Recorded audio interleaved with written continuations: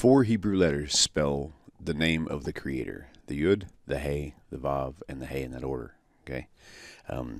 There's a messianic concept that, and it's even in the Christian circles now, thanks to the internet, that the Yud, the He, the Vav, the He spell out the story of Jesus. You know, the Yud is a hand, and the He is this, and the Vav is this, and the He is this.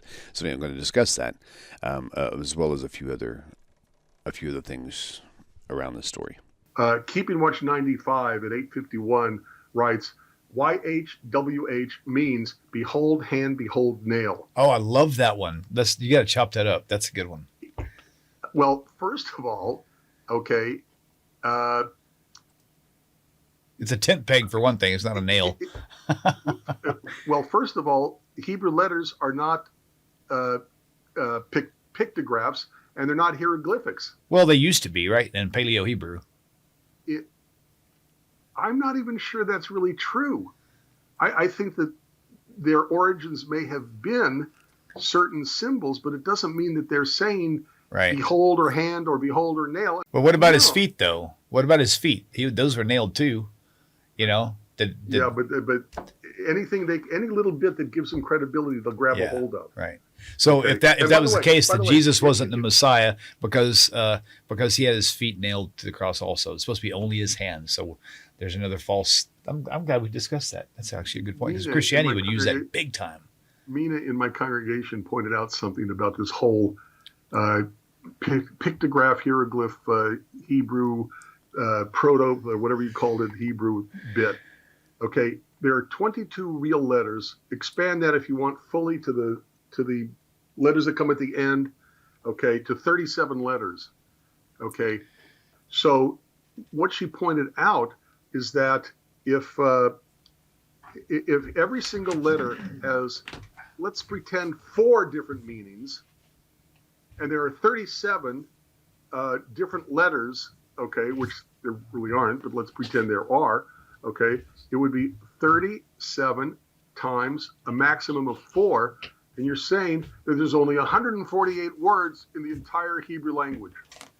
Don't you think that would be really difficult? That if Hebrew were pictographic or hieroglyphic, then all they can have is 100 and whatever I just said words. How do you do a Bible with only 147 words or whatever? I forgot the number I used already. So, one thing I like, Rabbi, and this is a good spot to talk about it, is they like to say the names from Adam. Can you hear me, Rabbi? Yeah, go ahead. Okay. They like to say they use the names from Adam to Noah, I think it is. Yeah. 10 generations, and they give their definition. And it says it tells the story of Jesus's life. And I'm thinking that could never be a more true story of picking and choosing and cherry picking than I've ever seen in my life. Well, that's what they have to do to maintain their faith is cherry pick and grab things out. You know my favorite saying, a text taken out of its context leaves nothing but a con. Right, okay? That's true. But the thing about that, the first 5 or 10 or whatever it is names in the Bible tells you the story. They're mistranslating some of those words, some of those names. They're mistranslating their meaning in order to get what they want. Right. Yep, that's true. Yeah. So. Very true. By the way, you got my fan. It feels amazing. Yes. Good. But I think you're cool anyway, so. I don't need a fan to be cool. Too cool for school. Just cool, kidding. Man. If you enjoy this channel and the content, and it has changed your life, or perhaps the life of a loved one or a close friend, would you please consider supporting this work?